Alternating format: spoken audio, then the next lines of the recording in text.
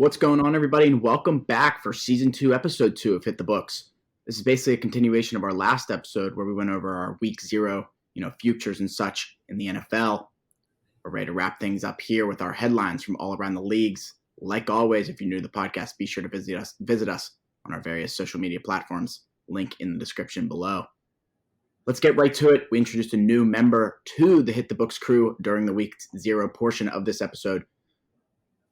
So back for his second episode. Let's start with him. Alex Ace, what's happening, my man? Great to have you. Hit me with your best shot. What's happening? Nothing much. Happy to be here again. Like I said, looking to get rolling in the groove now with the boys. We're ready to roll after that first episode. Got a lot to talk about. Some big headlines to come at you. NFL season right around the corner. MLB playoffs right around the corner. So one of the best times to talk about sports. So I'm ready to go. Good stuff, Ace. Yes, again, very happy to have you week in and week out here. Got a big NFL season ahead of us. Huff, you're up. What's happening, buddy? What's going on, everyone? Happy to be back. Like Jesse said, a little continuation of Week 0. Had a little bit of a run over with some scheduling conflicts, but figured we'd get out in 2 episodes. So we're going to do, like Ace and Jesse said, all the headlines. As far as what's going on, it's the first Saturday of college football. I mean, last week was Week 0 or whatever, but I don't even count that. So big slate of college football games today. That's definitely what I'm going to be doing all day today. So can't wait to get into it. Let's go. Yes, sir. College football today. Very, very excited for that. Got to get my bets in this morning as we were recording earlier than ever. Yes, Ace, very excited to have you, buddy. Without further ado, let's just jump right in to our headlines. Let's start off with the MLB this week. First up, the Los Angeles Angels announced Tuesday that the organization has initiated a possible sale of the team. Big news out of LA. Huff, you want to start off with this one, buddy? Yeah, I mean, this is a team that a lot of people have been calling for the sale of for the past, so many years in the MLB. Team, a lot of us, we talk about, they have Ohtani and they have Mike Trout. They have 2 of the best stars in baseball, and they see the final, or they see the box score at the end of the night, and the Angels are losing games, 10-3, and you see Ohtani and Trout doing all these crazy stats, and the team unfortunately just can't get it done. Not making it to the playoffs since 2014.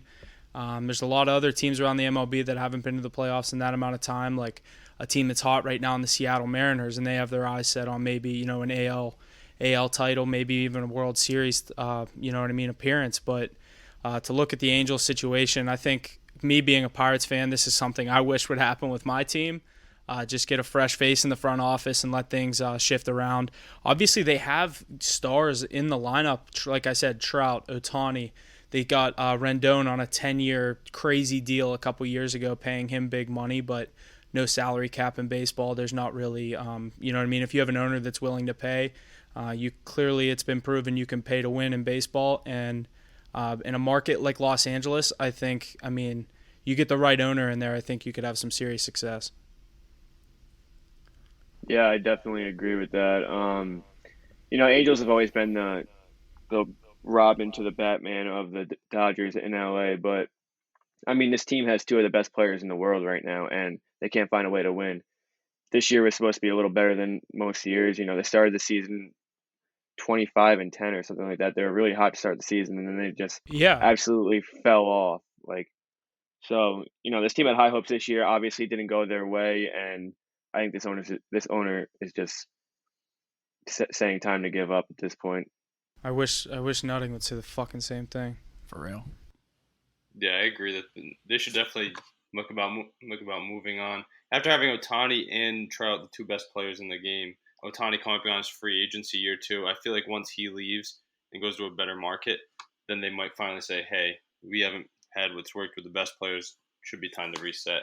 It starts from the top down. Absolutely. And jumping over the Mariners, Julio Rodriguez signs a 14-year contract extension worth $210 million, coming in at $15 million annually. This deal could end up being worth over $400 million with team and player options. I read somewhere like $470 million.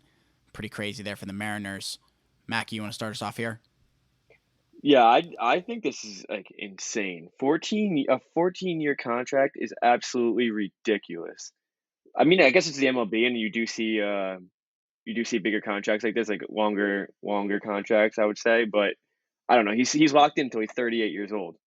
I mean, I think from a front office standpoint, I think this is a steal from the Mariners side. You that's get what I'm this saying. young, Yeah, you like get this young superstar locked up for 14 years, and like you say, right now, $15 million annually. I mean, I know you said this deal could end up being worth up, northwards of $400 million, but I mean, if he would have taken a bet on himself deal, you know what I mean, a 5-year, he would have gotten not necessarily the money that Soto was getting clearly, but it's a dude that was obviously a young star all throughout this season, very hyped up coming into this year. And I mean, I don't know too much about them. Like, the Mariners weren't really a team on my radar most of this season, and obviously we started kind of riding them for most of the bets. They got very hot for a span there towards the All-Star break, or before the All-Star break, and I don't know, Ace, you got too much to say on this? I just think it's a steal from the front office standpoint. That was the first thing I thought of when I saw this. Yeah, I'd have to agree with you on that one. I don't have too much on that one right now. Yeah, 14-year deal is just. I mean, yeah, it's like it's such an upside thing, and like he's just starting to like go up right now. Like, you're not even close to your peak, and you're signing a 14-year contract. I mean, there's got to be a better option here. I mean, $210 is hard to turn down, but or $210 million. Yeah, $210 million is hard to turn down, but I mean, 14 years. That could be an entire career. Yeah. Good stuff. Jumping over, the Tampa Bay Rays and starting pitcher Tyler Glasnow agree to terms on a new 2-year extension. Huff, you want to rip this one for us? Another big name, former Pirate guy, gets a deal. Obviously, this is a guy coming off an injury this year. Ace, he was pretty big piece of the Rays World Series. I mean, I think he was actually hurt, but pretty big piece in the Rays rotation, a team in your division. He's going to be sticking around in, what is that, the AL East? Yeah, definitely the AL East. And Glasnow, everybody was touting him as like one of the next best pitchers in the MLB. So that was tough to see him go down. It's pretty funny that they still find these pitchers out of nowhere. That Rays farm system just is never depleted. So with Glasnow, that'll be a nice addition to that team. They have so many pieces already down in Tampa Bay. Yeah, I mean, I don't know. I don't know if that's a team I could see making another necessarily World Series run.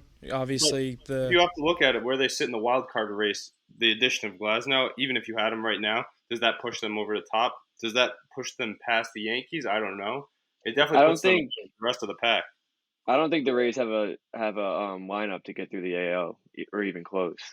Their bats are way too slow for that league, for the American League. Yeah, I think if they lean on that pitching and get someone like Glasnow back, they'd have to replicate what they did the last time they went to the World Series. Like Huff said, you just gotta rely on hot bats and young guys coming up in clutch spots. So if the playoffs started today, the Rays are what, a wild card? Yeah. Yeah, they're the first wild card actually. So they play the Guardians, I think. Oh wait, no, it would be the second wild card they would play. Is that the Mariners or the Blue Jays? It's the Mariners right now. Yeah, that's gonna keep flipping for a while. Yeah. They're all within a game, I think. Got a month left. Playoffs for baseball are coming in hot. Pretty excited for that come October, so we'll see what happens there. Adidas announced this past week that they would be cutting all ties with the San Diego Padres star Fernando Tatis Jr. Pretty interesting point there. Ace, you want to run with this one? Yeah, that's not a surprise to me. I mean, we've seen this before with many other cover athletes getting their deals taken away whenever something controversial pops up. So I don't even think that's much of a surprise to anybody. But I would be surprised to see if his other endorsements end up cutting ties as well. I haven't heard too much about it besides just Adidas, but Tatis was such a big name, and people are pinning him to be the next face of baseball, and I don't know if they can continue to roll with that.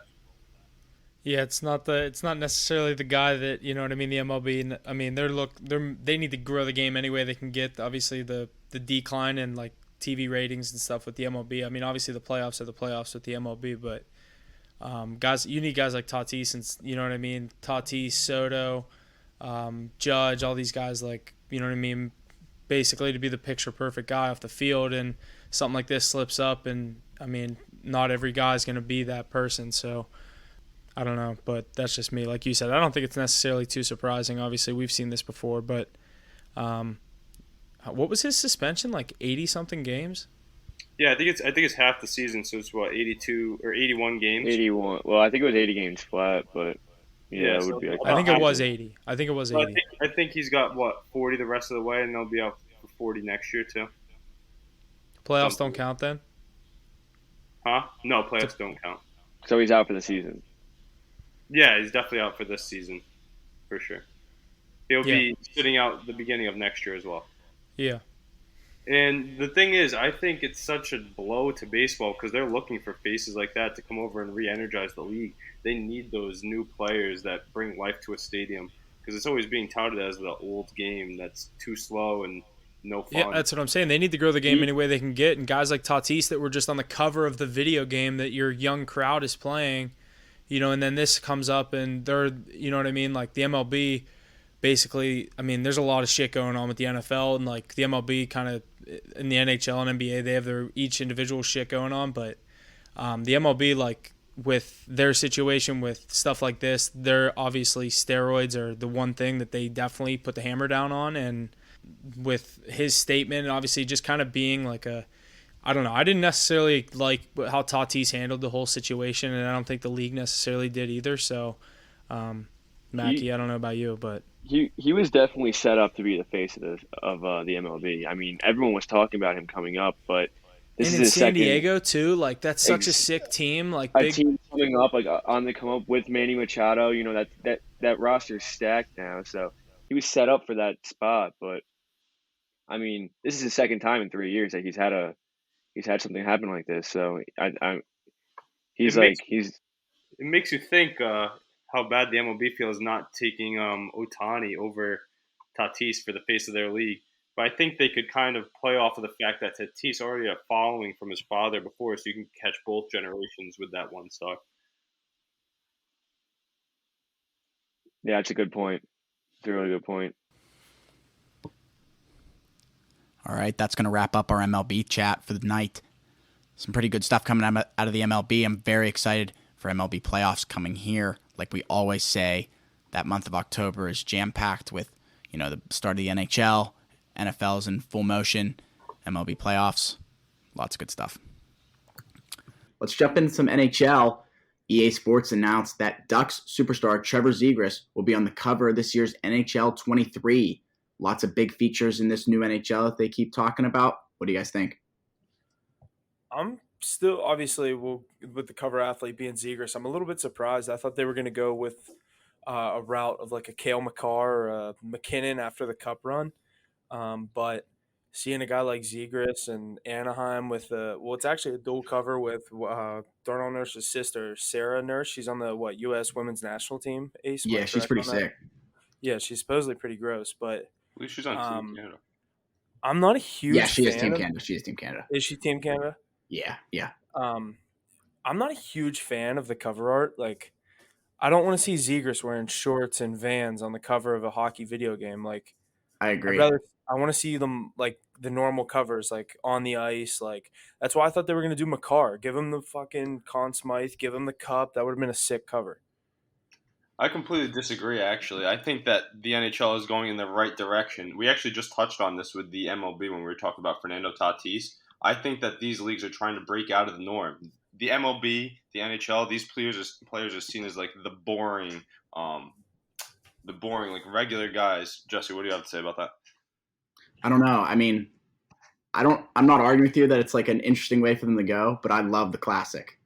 Oh, I also love the Classic. Don't get me wrong, but you have to think about what their marketing campaign is here. They're trying to reach a whole new demographic. You bring Trevor Zegras onto the scene with his 3-inch inseam, the Island Boy. You get some women's hockey in the game that's starting to grow a lot. They're trying to touch a lot of new people. They're trying to get new voices, new minds into the game, and just see where they can take it from there. I think they're trying to follow along with the Tatis, some flair and life into the league. You don't see them in the media much, NHL players, so I think that's how they're trying to jump in, huh? Yeah, I mean, I think like kind of leading back to what you said, I kind of was looking more at like the aspect that they're not like wearing the hockey gear. I see what you're saying with the new like demographic, and I think that's why they went with a guy like a guy like Zegras to reach that younger market and kind of get maybe the sales back up. So I don't know. I don't necessarily think NHL has been the highest rated sports video game over the past couple of years. I know 2K absolutely kills sales out of the four major sport video games.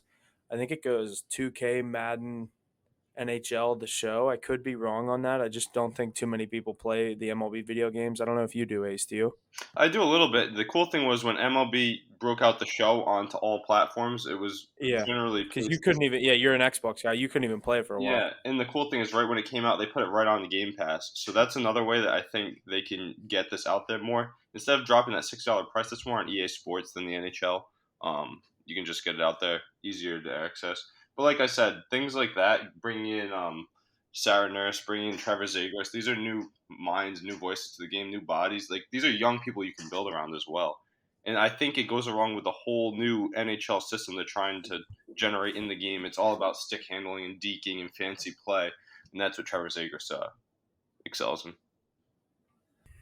Yeah, good stuff. I'm really excited for NHL 23. I keep seeing tons of different new features and things that they're adding, as they do every year with all the sports or with a lot of the sports games.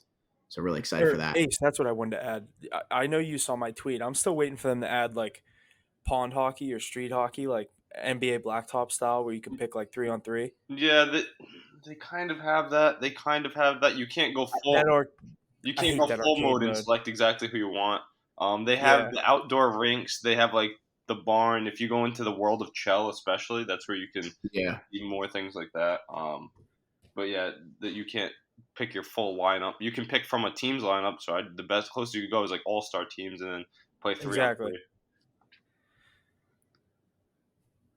The ball hockey would be sick. I would agree. Deck hockey and ball hockey, that'd be sweet. I like the cross-platform. I'm still pissed they don't have connected franchise mode back because we can't do that in NHL. I think that'd be cooler than Madden because you have to dig so deep in NHL. There's so many games. Yeah, that'd be awesome. Like the roster, you'd have to find because you'd want youth too. You know, like you guys don't play connected franchise like the way I do on Madden. You two would both love it.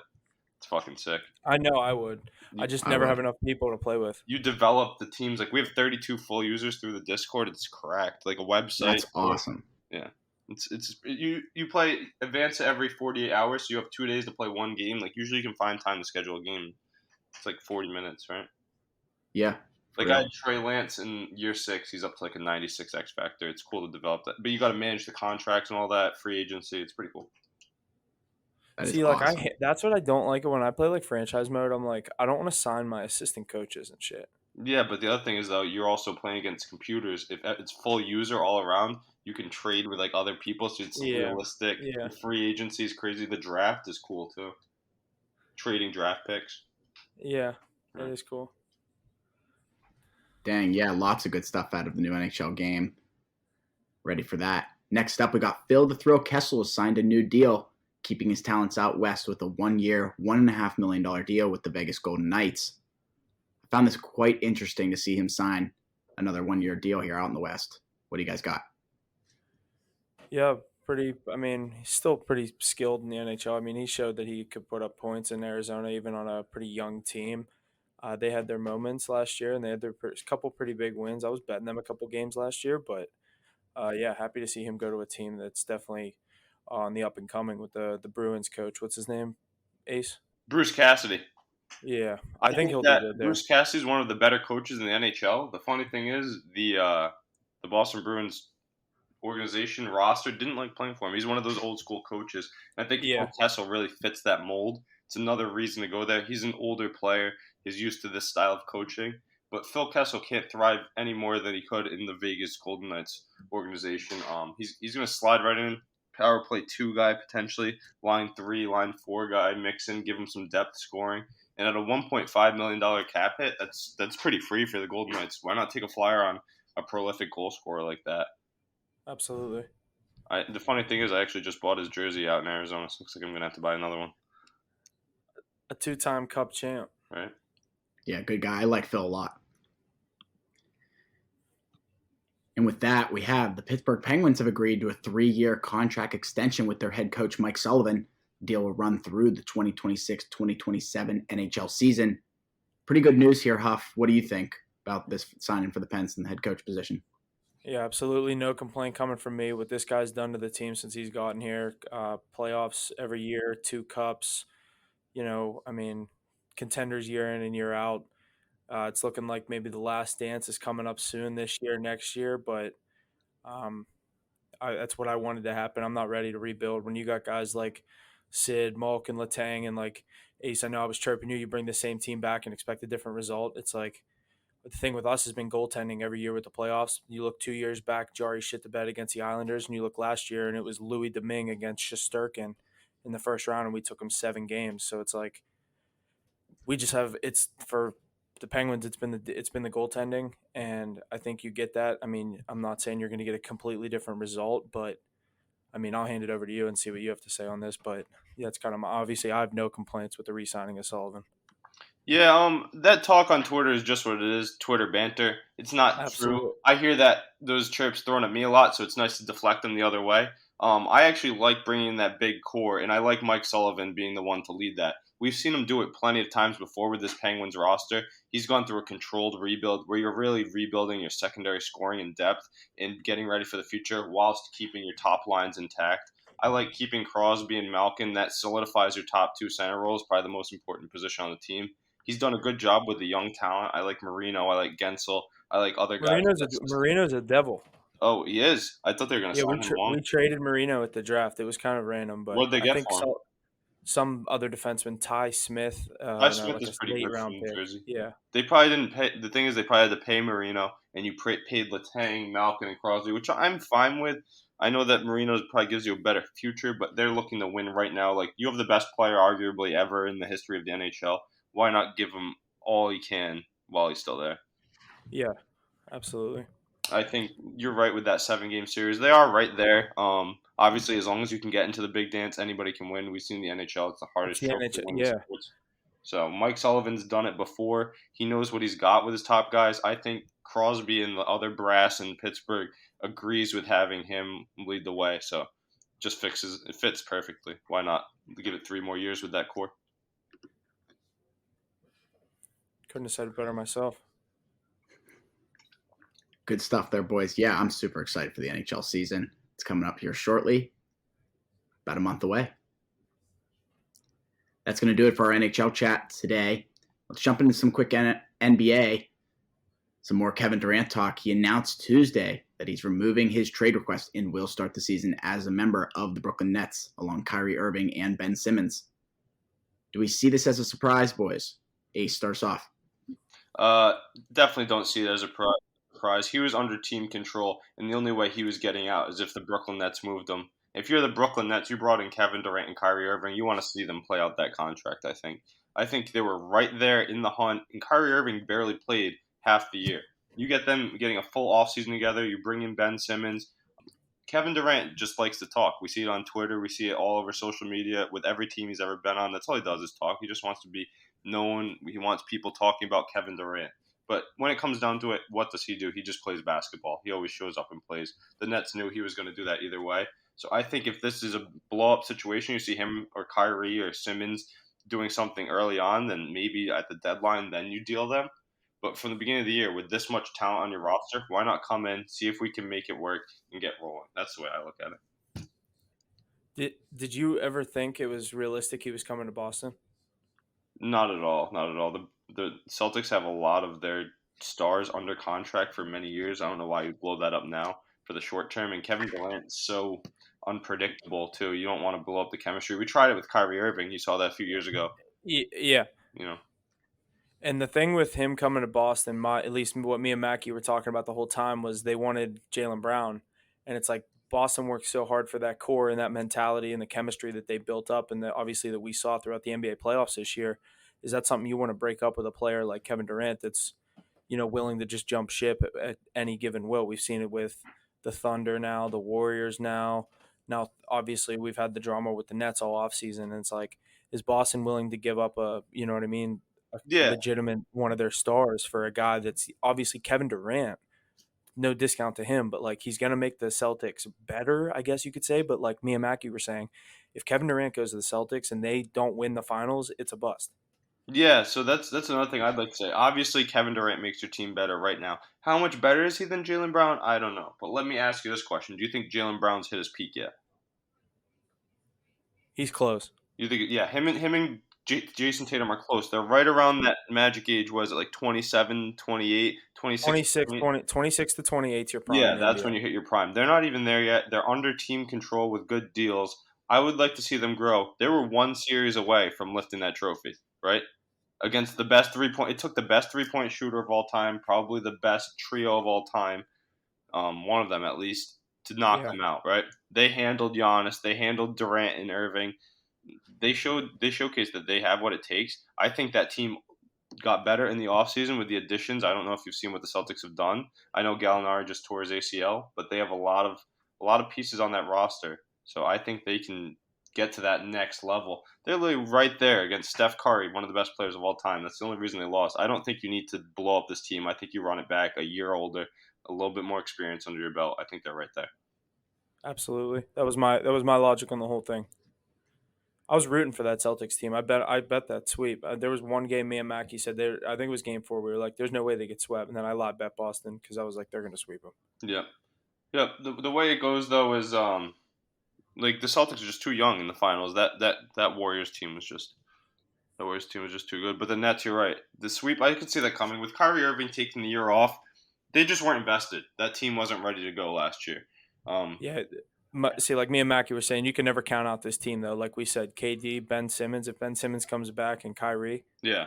Kyrie Irving was almost a all-star NBA top 2 all-team or whatever it is, only playing 26 games or something last year, whatever he played. Yeah, it was You insane. get him playing a full season with Ben Simmons healthy. I've always liked Ben Simmons. I know that he can be a cancer, but hey, let's get all 3 cancers, throw them in a locker room, and let's see what comes out. Why not? Yeah, and another big move in the East. Obviously, Kevin Durant staying put, but we see Donovan Mitchell landing with the Cavs. I don't know necessarily what got sent back. I know Sexton went to the Jazz. I don't know about picks, but Laurie Donovan, Markkinen, a yeah, few other. Markkinen. But Mitchell lands in Cleveland. Him and Darius Garland. What do you think they can do? Make any noise in the East? Jesse, you take this one first. Got what the picks were. 3 unprotected first-round picks, 2025, 2027, and 2029. The rights to 2 pick swaps, 2026 and 2028. Laurie Markkanen, Colin Saxton, and Ochai Agbaji. I can't say that. Ochai Agbaji. That's the dude that was on Kansas last year. Yeah, so as you can see, the Cavs really are all in on this team with Mobley, Garland, Allen, Love. Now Mitchell comes in. They have a good core. I think it's a great move by the Jazz. We knew they were upping Donovan Mitchell, right? I think this is the biggest haul you could get. You get Sexton. He's already a proved player. You just talked about the kid from Kansas. That's another piece you have. All of the picks and pick swaps gives you a lot of flexibility. Good cap with these contracts, too. Markkinen is another elite player. We saw him play. Not elite, but he has the potential to be an elite player. We saw that in Chicago. I think you have a lot of pieces here. You're opening up cap, and you're getting a lot for one player. Mitchell, let's go see what you can do with the Cavs. But that East is loaded, like we said. Before, it's been a West-dominated league. But now that East is so loaded, you have the Sixers, the Celtics, the Bucks, the Nets, the Hawks, the Bulls. I think they're right on that level with the Hornets and Hawks, but they could still make some noise and upset a good team in a series late in the year. I think this move makes them better than Atlanta. I'd take Trae Young over Darius Garland or Donovan Mitchell. But I like the Cavs starting 5 more than I like Atlanta's. For Atlanta to be a legit contender this year, John Collins needs to make a big step, and DeJounte Murray needs to come in either off the bench and be a stud 6th man of the year, or if they're going to put him at the 2 spot. I don't necessarily know what they're going to do with him, but I do think DeJounte Murray going to Atlanta made them a lot better. I think that Atlanta roster is a lot deeper. DeJounte Murray is a great move. They're a young team that's played together for a while. I don't know if somebody can pull up their full roster now, but I know they had the likes of Lou Williams, Kevin Huerter, Clint Capella. So they have bodies coming off the bench. Do they still have those other guys? Do they have DeAndre Hunter and names like that? Who are those young Hunter's guys? still there. DeAndre Hunter's still there. Yeah, that's what I'm saying. They Cam Reddish. They have Bogdanovich still too.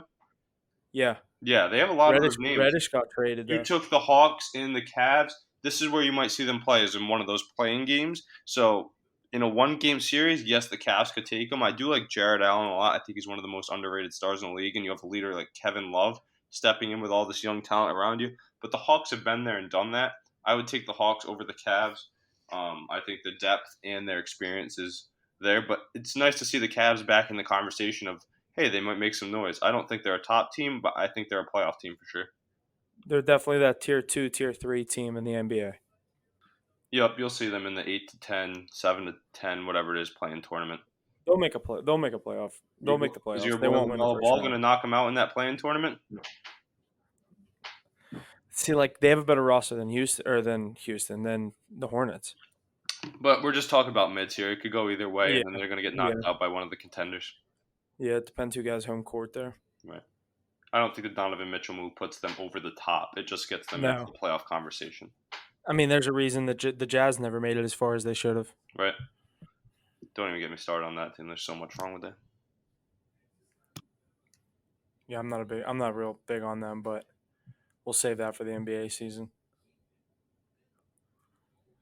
Let's stay with the Jazz. And the Los Angeles Lakers have acquired guard Patrick Beverley from the Jazz in exchange for Talon Hornet Tucker and Stanley Johnson, sources tell ESPN. Huff, you want to rip this one?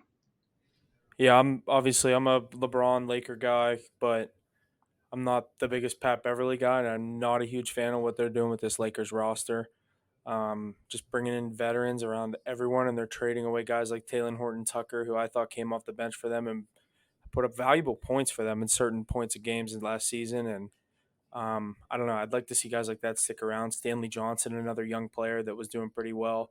I believe he started his career up in Detroit and ended up in LA through a trade. But getting guys like this for Patrick Beverley, I don't know. I'm not a huge fan of this. And like, you have Westbrook, and like I know they're kind of set on sending him out, and like people are talking about with the addition of Beverley, Westbrook's going to be on his way out. So it's going to be interesting to see what happens with the Lakers. I think a lot of people are considering that they could give Westbrook kind of like what they gave John Wall last year. You know what I mean? Where they basically just paid him to stay home and said, we don't really need you right now. It's like, how can you do that to a player like Russell Westbrook? I know it's not working out in LA, and I'm not the biggest Russ guy, but there's teams that would trade for him and, you know what I mean, could use him. Absolutely. But Ace, I don't know what you got to say on this. Go ahead. You actually made a lot of good points I'd like to respond to there. The Lakers are a very interesting team to look at.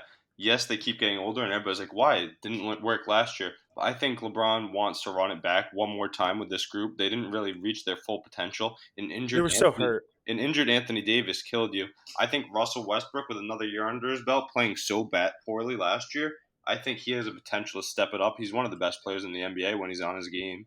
Pat Beverley, not the biggest fan of him. Coming off the bench for some depth with defense is nice. He shoots the three ball a lot better than expected. I think he's around 34% for his career.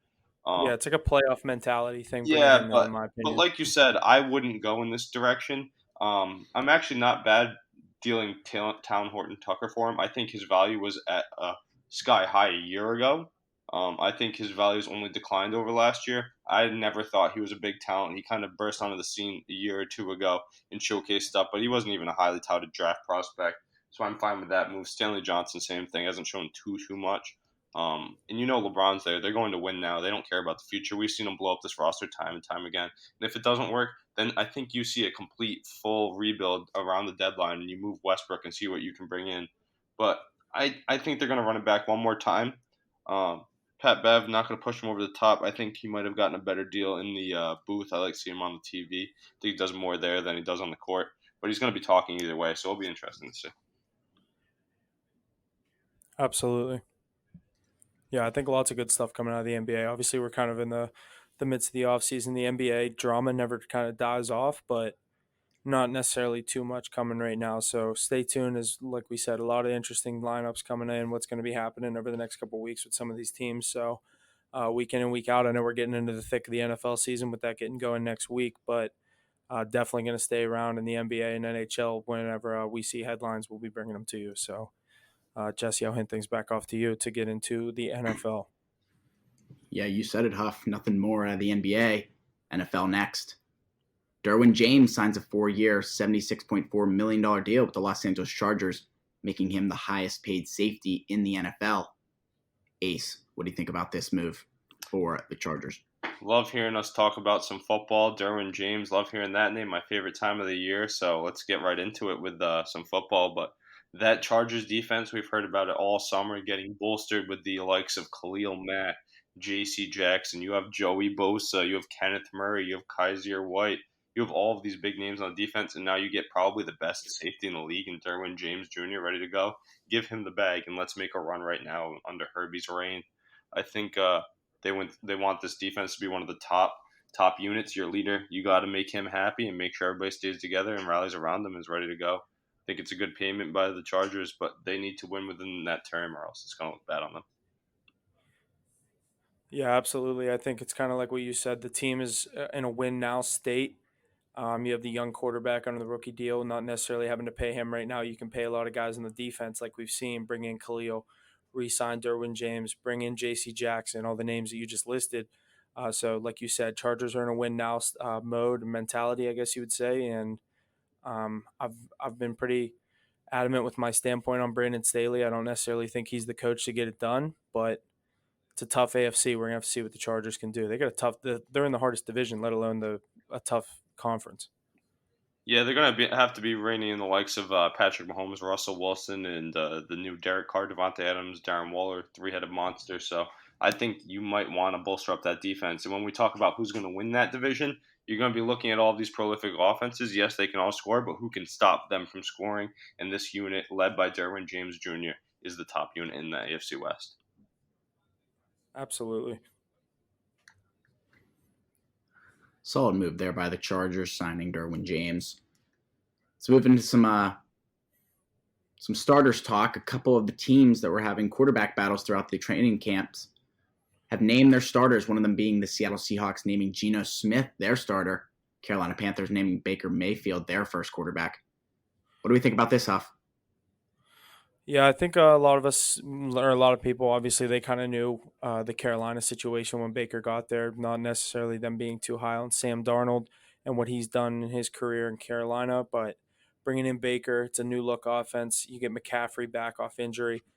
They bring in a guy we'll talk about in a second, Laviska Shenault from Jacksonville, a nice wide receiver. They got DJ Moore. They have a nice defense in Carolina. I think good things could come out of this team.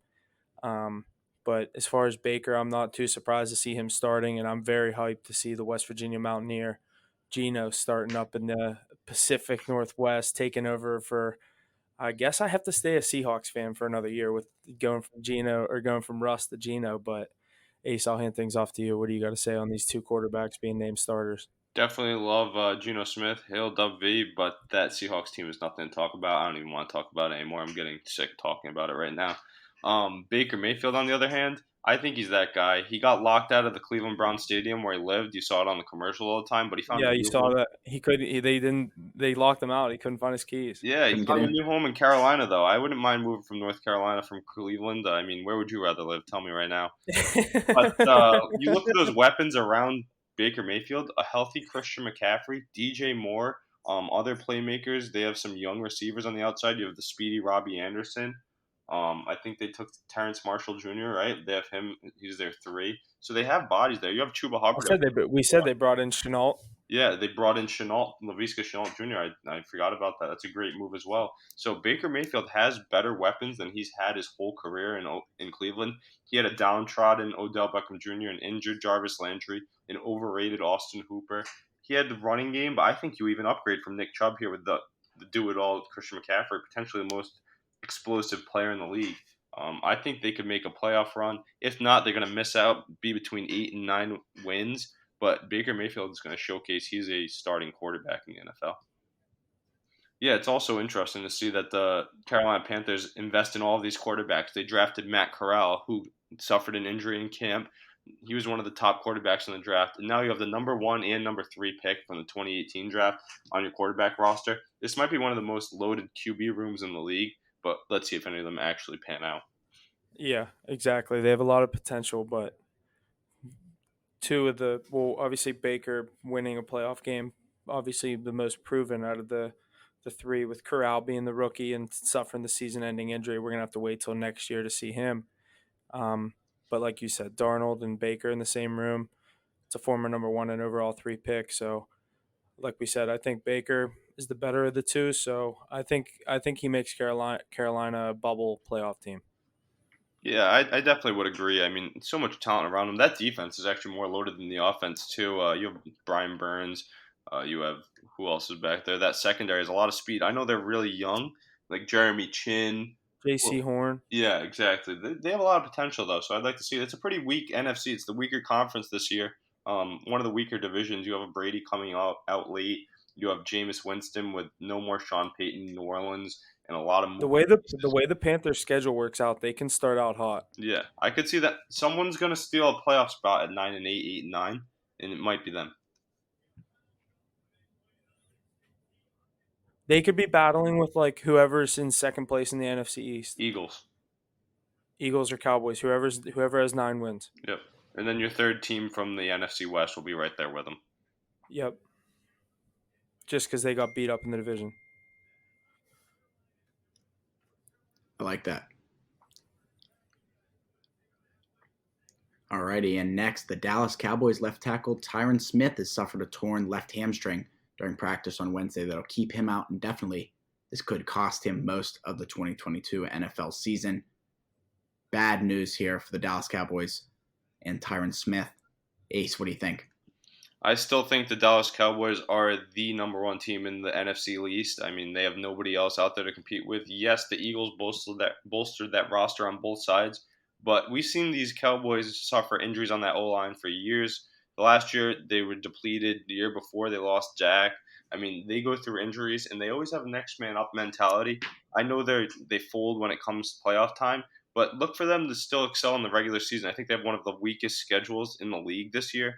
It makes sense if you play 6 divisional games that you should be favored in. I know that Eagles team, like I said again, a lot of hype around them. I think there's enough talent. Dak Prescott, he's a mobile quarterback. He might be able to make up for it. The only person I think this could hurt a lot would be Ezekiel Elliott, lose some strength in that block and O-line. He's been regressing his whole career. But I still think it's time to take Dallas seriously and let them win that division again. I mean, at plus odds, too. That's crazy. I think the odds probably got even better. I don't know if anybody's checked that. They were at 120 a while ago, but I think they might be higher now, closer to 200 without their starting left tackle. Yeah, I'm not really too high on Dallas this year. I think it's going to be very dependent on what guys like Zeke can do. I know they have the weapons in CD Lamb, Dak, another year with Dak back, but Dak, CD, they need guys like I think they lost Gallup. It's going to be questionable when he's coming back. I think he's sitting around like the mid-season comeback, but they do have the studs on the defensive side of the ball, Micah Parsons, Trayvon Diggs, just to say the 2 big names. But yeah, I think a lot of good things are coming out of Dallas, but it's going to be interesting to see if they can make the playoffs. But you hate to see your number 1 left tackle go down in the preseason. Yeah, like you said, they also have some depth, though. Like, they have guys that were playing last year on that line. On the defense, too, you mentioned Parsons and Diggs, can't forget them. But you have names like Leighton Vander Esch, Anthony Brown, Kelvin Joseph, Malik Hooker. I mean, this defense is a lot better than we recently saw in previous years from Dallas. I also like the draft pick of Jalen Tolbert. I think Tony Pollard really comes on. So your depth is going I to love rise. Pollard. I was waiting for you to say I like Pollard, but you were talking defense, and I really like him on the offensive side of the ball. Jalen Tolbert at wide receiver 3 behind Gallup and Lamb. We know Gallup and Lamb are established receivers, and they're going to make that next step, I think, into a top 20, top 15 spot. I think Lamb, this is the year he goes top 10. We all thought it was him coming out of college. It's a little bit slower. It kind of regressed by the Dak injury and Amari Cooper being there. But now he's the guy. I think Lamb takes the next jump to top 10. And I also like Dalton Schultz. I think they still have Blake Jarwin. They have good tight ends in that room. And they also still have a lot of strength on that offensive line. I know you lose a big piece. It's a team that's been together. So it's like you can't count them out in a weak division. Dak Prescott, former MVP candidate. Let's see if he does that this year. He'd have to do it on his own without the left tackle now and without Amari Cooper. So maybe he gets his respect if he can put it together year long. Yeah, we'll have to see. I think the Eagles come out on top in that division, but that's going to be interesting. Good stuff. The Washington Commanders star defensive end Chase Young was placed on the reserve or players unable to play list This means that Young will miss at least the first 4 games of the season. Big loss here for the Commanders. Ace, what do you think? Can you come at me with that again? Sorry, I was trying to pull up the headlines. Yeah. Ace, you think this is a big loss for the Commanders? Yeah, it definitely is. Chase Young is definitely a Defensive Player of the Year candidate. I think some of the people had them picked to be that or Comeback Player of the Year. And him missing any more time is even nerve-wracking, too. He's such a young guy in his career. Another injury here. It's like, oh, God, you see these freak athletes, someone like J.J. Watt that's had their careers hindered by injuries. I mean, whenever he's on the field, we know he's a game breaker, best player out there. But without him, this weak team is going to take a big blow. Yeah, I'm big on Chase Young. I think the past couple of years, the up and coming of that Washington defense has been kind of centered around the addition of him with the number 2 overall pick right behind Burrow, and you got guys like him, Sweat, Payne. They got studs all around the defensive side of the ball. I think they were a little hyped up last year with all the injuries they had, but it's going to be interesting to see this another team in the NFC. It's going to be interesting to see what they can do with a guy like Carson Wentz. Who has been there, done that, just hasn't done it over the past couple of years. I'm not necessarily too high on him, but Washington is another very interesting situation. They locked up a guy like Terry McLaurin. They have, like we said, guys on the offensive side of the ball, Antonio Gibson. I'm kind of drawing a blank on a couple of their other receivers, but it's going to be interesting to see if they can get it done. Weak division. Yeah, some people pick them to finish as like one of those wild card teams we were talking about. But I think if you're missing Chase Young for even 1 week, that could hurt your problems because every game matters for Washington, right? When they made the playoffs 2 years ago, it was low seed. They had to play the Bucks. Yeah, they played them tough with Heineke. But you have Carson Wentz coming in off injury. I don't know how he's always injured, I should say. But out of the Colts, he's nothing too special. I know they have Dotson, McLaurin. The young running back they brought in, Brian Robinson Jr., got shot in the leg, so that's another blow to this offense. Antonio Gibson's fumble issues. And without someone like Chase Young, you remember him scoring touchdowns for them in that big playoff run the Commanders had when they were the Washington football team 2 years ago. And I think without him, who else is going to do that? Who else is that guy for that team? Yeah, I agree, and we might as well just close out the rest of the injury news in the NFC East. Yeah, the New York Giants rookie defensive end Kayvon Thibodeau expected to be out for 3 to 4 weeks after initial tests reveal a sprained MCL. Giants are still hopeful that he can be ready for a Week 1 matchup against the Tennessee Titans. Defensive end for the Giants. Big loss here for Giants. What do you think, Huff? Yeah, rookie coming in with, I forget what pick they took him with, but it was a very high pick. What was it, 5th, Ace? 8th? They had the 5th and 8th, or they had 2 picks in the top 10. I think it was 5th. Yeah, but obviously you don't want to lose your first-round pick this early, but definitely let them get back. Obviously the Giants, not too much coming out of the Giants kind of expectations this year, so but definitely a stud on the defensive side of the ball and someone that the Giants are going to be wanting to have on their roster and on the field over the next couple years, let alone this season. So definitely hope he gets back to 100% quickly by, they said, hopefully Week 1, but we'll have to wait and see. Definitely a big miss for this Giants team that is looking to improve upon these poor seasons they've had. Take him at 5th overall. You were hoping he could step right onto the field and be a game changer, game breaker. They need somebody that's going to do that. I mean, regardless if he's playing or not, I'd like to check in a few days before that first game. You know he's the 5th overall pick. He's going to want to go, but this organization might hold him out to make sure he stays healthy. Regardless, I don't think this is his year. The NFC East is terrible, and the Giants are the worst team in it. I think they can finish in the bottom 2 of the whole league with the Bears this year. Not high on them at all, so I would play it safe with Thibodeau.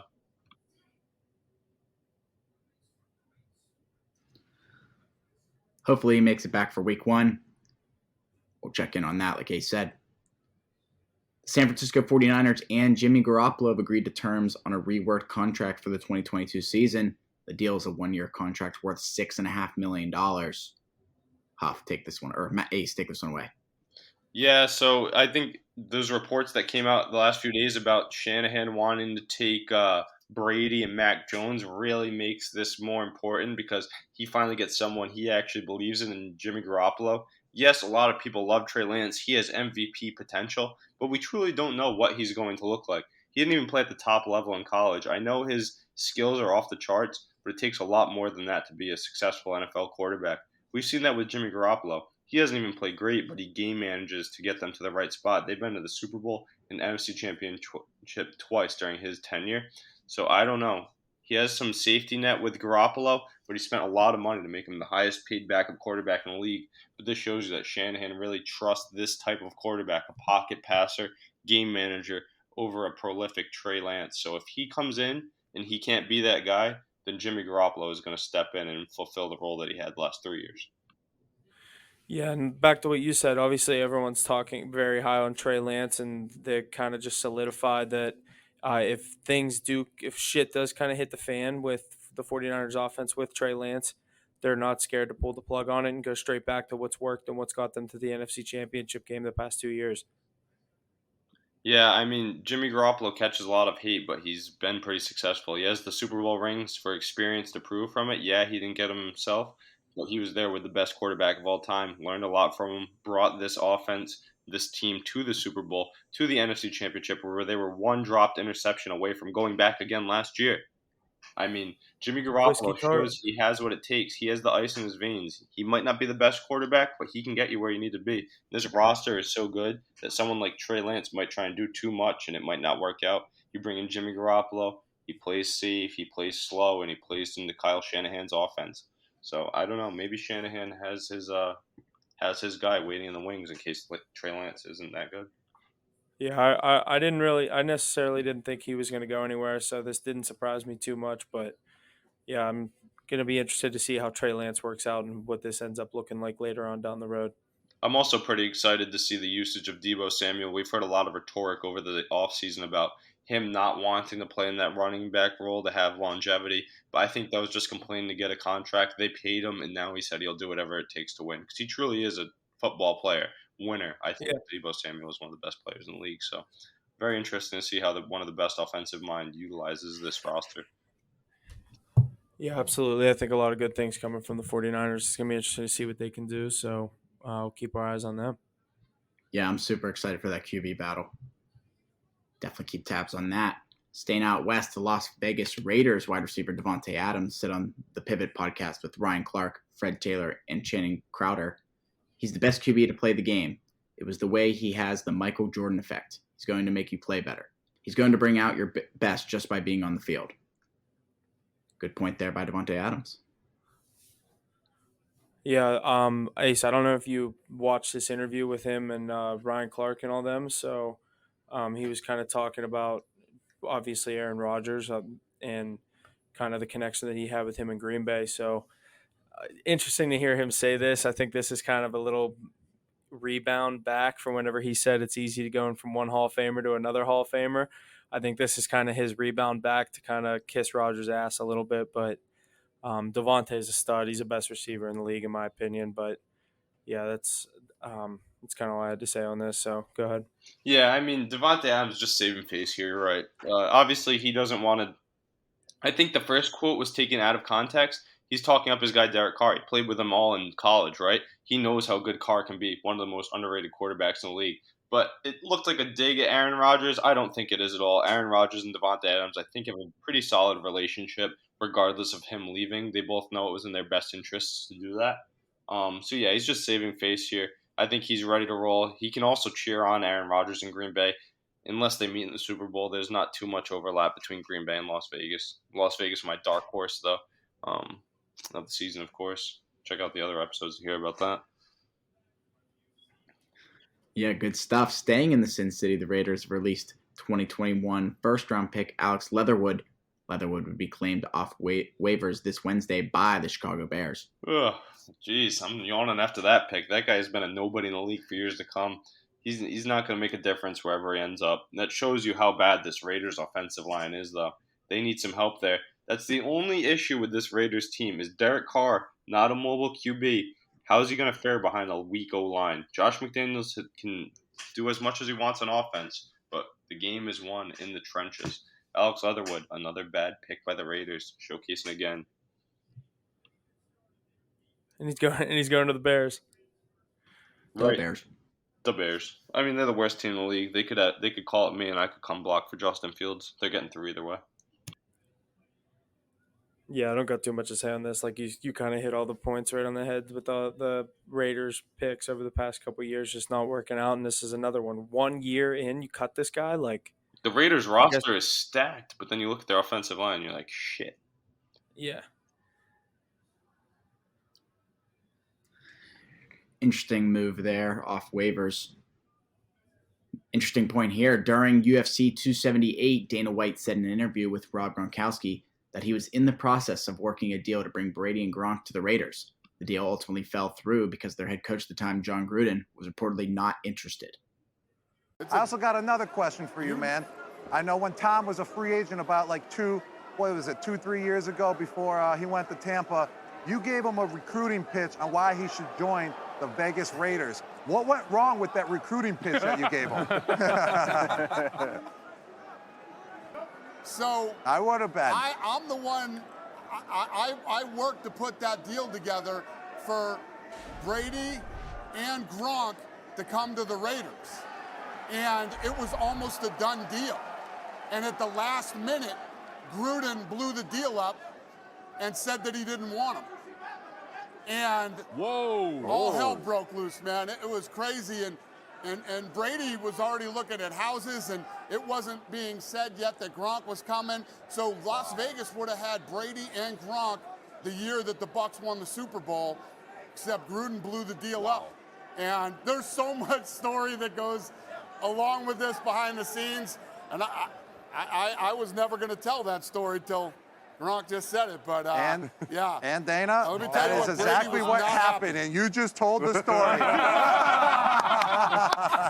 That is exactly what happened. Wow. Breaking news. Wow. You said me with the Gronk. John Gruden screwed up. Tom Brady, Gronkowski going to the Raiders. It worked out for the best, and I'm glad it did not go through. Really? Yes, I am glad it did not So go you through. say if he man. was the Raiders, that wouldn't have won the Super Bowl? Yes, no, I mean, it all worked out for the best, man. I'm Okay. glad we went to Tampa, man. It just worked out. I love that place. Yeah, I think we go to Vegas enough already. Yeah, exactly. Exactly. That would have been a little dangerous with you playing in Oh, Vegas. hell Exactly. no. I am not glad For that us. that deal didn't go through.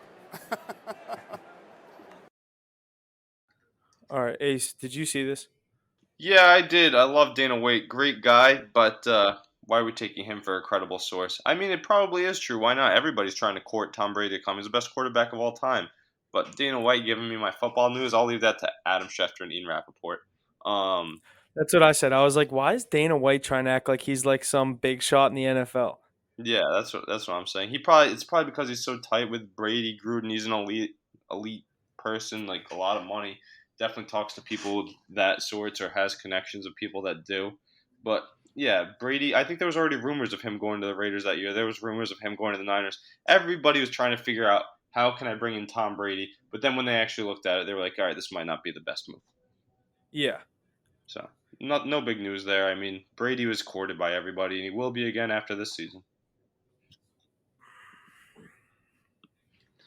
That's going to wrap up all the headlines we got in the NFL. Let's jump into our quick college football segment. Nick Saban, the head coach of Alabama's football program, has signed a deal securing him with them through 2030. He will turn 79 that year. The contract ends. Jeez. Dude deserves a blank check. I mean, I know he got like $11.5 million, but what he's done for this football program year in and year out, national champ. It's not even like, is this team going to make the playoffs? It's like, is this team going to win the national championship? They're the betting favorite year in and year out. Last year they played a stud Georgia team, and that was a rebuild year for Alabama. I think what Nick Saban's done for this football program is you look around all around the country, every college is trying to emulate what Alabama's doing. And hats off to Nick Saban. He's arguably the best. He's arguably the best college coach to ever do it. I agree with you, Huff. You're definitely right. Alabama is always that team. Like, we think they're going to win every year. Why not give them the blank check? It's Nick Saban. When you ask the common fan what college football coaches you know, Nick Saban comes to mind every time. I mean, he's always producing NFL talent. He's got the recruits. He's got the wins. He's got the pedigrees in the SEC. I mean, what else do you want from him? He's there year in, year out. The only thing that could hurt his legacy is the college football field opening up to 12 teams in the near future. I mean, then you could start seeing some upsets from a lesser team. But right now, he's stacked up against the regular teams that he's handled time and time again. So pay that man his money. If not, somebody else will. Absolutely. Man deserving of what he's given to, or deserving back what he's given to that organization. So good stuff there for Nick Saban. Last point here, a sellout crowd of 70,622 for number 17. Pittsburgh's season opener against longtime rival West Virginia set a record for the highest attended sports event to be played in Pittsburgh. It's being from Pittsburgh, that's pretty cool. Pretty happy that I was around the stadium for that. Didn't make it into the game, but it's a good time.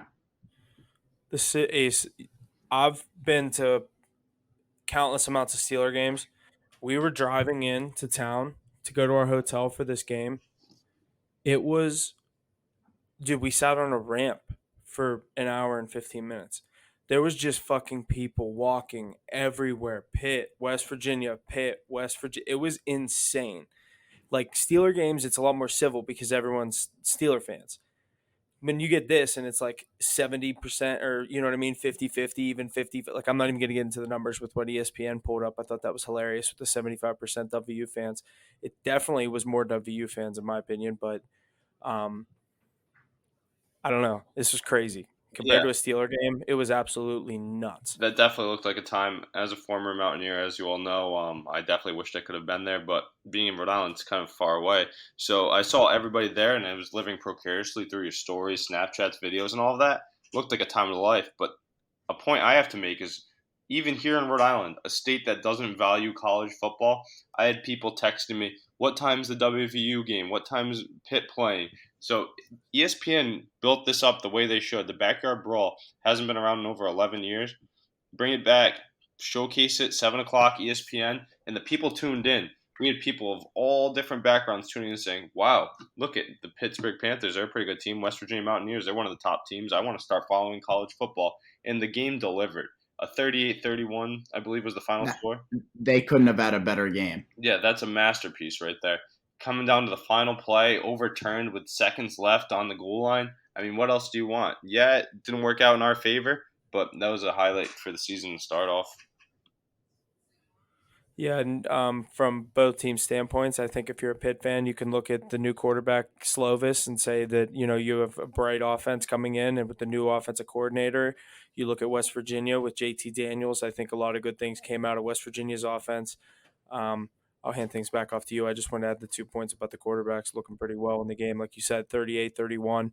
I know JT Daniels threw the late pick, but obviously hit right off for Bryce Ford Wheaton's hands, right into the Pitt defensive backs. Tough break for Ford Wheaton after right in his hands. Tough break for him, tough break for Daniels. They both showcased well and as an underdog in a tough territory.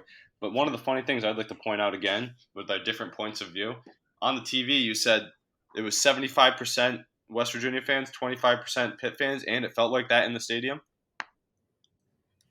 No, I wasn't in the stadium.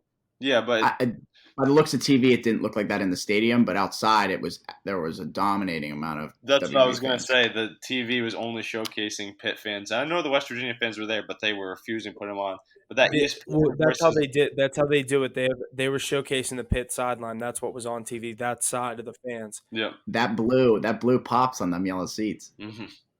They're bright blue. Oh yeah. I think ESPN. That was a sick uniform game. To quote Pat I agree. McAfee, ESPN hates West Virginia. They definitely like Pitt more because they have guys like Louis Riddick and like prominent Pitt alumni in their, you know what I mean, on their roster talking sports. So like you saw fucking Desmond Howard put Pitt in the playoff. Yeah, that's crazy. I mean, that running back they had from Pitt, what's his name? Hammond. He's a stud. Yeah, he is a stud. I also like the true freshman from West Virginia, number 12. What was his name, the running back? I can't think of his name. Yeah, he had a big game. I think he had less than 10 carries for over 100 yards, and he put 1 or 2 in the end zone. Let me look it up real quick. Yeah, that Pitt kid's a stud. They definitely got to run the ball. It's going to be interesting to see what they can do. I don't know what they'll do with the rankings. It'll be definitely interesting to see what happens today if we have any upsets. A couple big games today, Ace. I don't know if you want to talk college football for a couple minutes, but we'll go over just maybe like 2 or 3 of the big games. There's definitely Georgia, Oregon. I know is one of the big ones today. Georgia sitting at a 16.5-point spread. You got any interest in that? Georgia at home opening up as the number 3 overall team. Oregon coming in as 11. Real quick before I get into that, the name I was looking for was C.J. Donaldson. C.J. Donaldson, the running back from West Virginia, true freshman. That's it. He's actually listed as a tight end, but true freshman, 6'2", 240 out of Miami, Florida. He has a pretty bright future on the team. They're just looking at, he's a playmaker, highlight waiting to happen, so they're just trying to figure out how to scheme the ball into his hands, I think. But yeah, like you said, definitely excited to get into some college football picks this year. Haven't looked too big at the slate. Give me a few of the headlines real quick, and let's run through them quick. There's like 2 or 3 games I wanted to just talk about, just like the big. We got Oregon at Georgia. Mm-hmm. That's 11 at 3. Georgia is a 16.5-point favorite, a minus 710 money line, over under sitting at 54.5. And the other game we could get into is number 5, Notre Dame is visiting Columbus at Ohio State. Number 2, a 15.5-point favorite, minus 820 money line, and over under sitting at 59.5. Yeah, when I hear those 2 games, the first one that comes to mind is the Notre Dame Ohio State game. That Georgia game, I'd like to take them with a point 16.5, so very high, but don't know too much coming to week 1. You know, they're the defending champs at home. But the other game really does make sense to me. I don't know if you guys saw the quote. What's the Notre Dame head coach's name? Freeman. Yeah, he gave his quote the other day. He was being interviewed, and they told him the spread. He's like, what did you say the spread was? And he heard that. He's like, that's bulletin board material. So I think you can come in and they've been talking about it all week. Plus 15.5, you said? Yeah. Yeah, that's a lot of points, 2 touchdowns, especially the way Notre Dame plays football. They play slow. They have a good defense, you know. They might keep this close. They're a nationally televised team. I mean, they're not going to get blown out in week 1.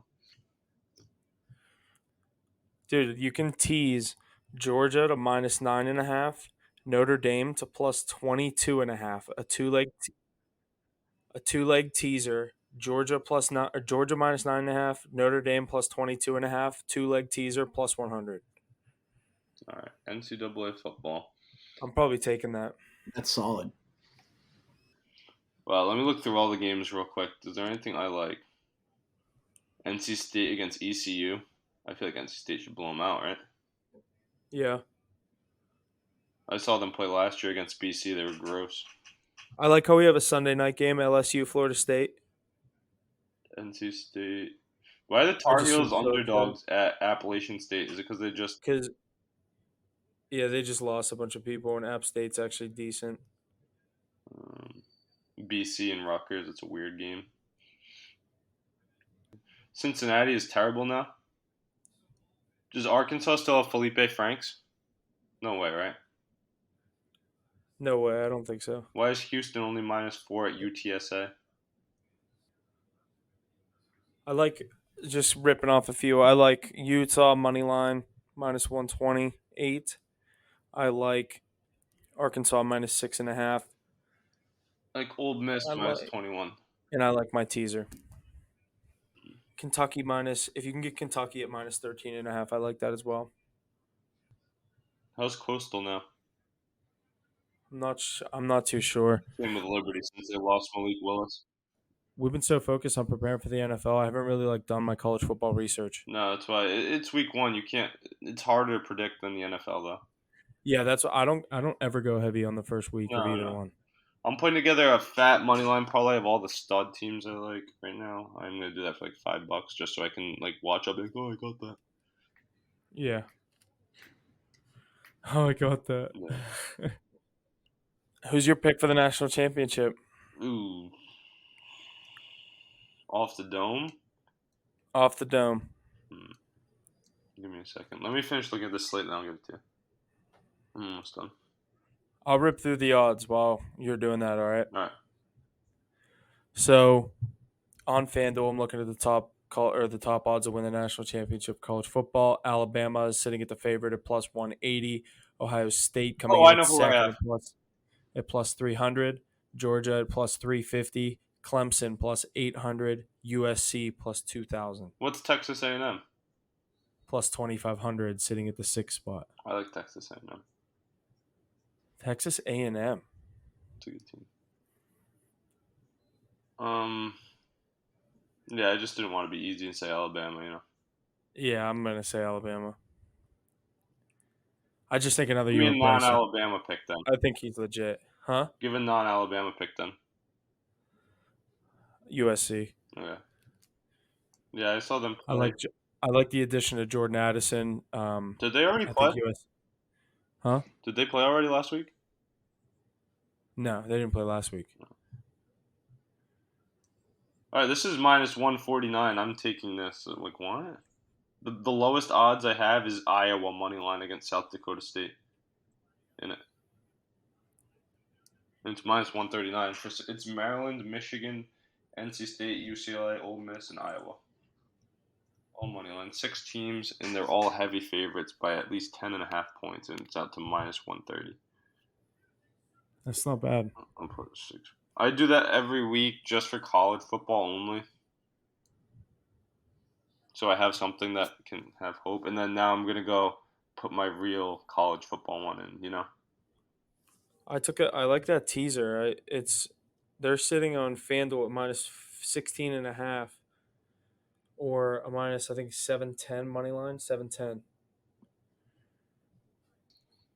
All right, that's going to wrap up our college football talk, and that's going to wrap up the episode this week. Lots of good stuff in this basically 2-part episode, 2 episodes, whatever you want to call it. Lots of good stuff coming. NFL starting next week. Huff, what do you got for us? Not much else coming from me. Stay tuned to the Instagram. We're definitely going to have some college football picks coming out maybe today as we still get rolling in the college football season. Stay tuned for the NFL starting next week. MLB card is still rolling pretty heavy. So that's going to do it for me. We'll see you guys next week. Can't wait for the NFL week 1. We have officially made it to football season. Huff, couldn't have said it any better myself. My favorite time of the year. The fantasy football drafts are rolling. The NCAA games are starting. We're ready to get the pigskin back out there. I'm ready to bet it. Look for our line coming out soon. Let's go. Let's do it. All right. See you next time. And that's going to do it for us this week on Hit the Books podcast. Thank you for all the support week in and week out. Please be sure to share and check out our various social media platforms and check out our website. All the info is located in our link tree in the description below. And always remember to hit the books.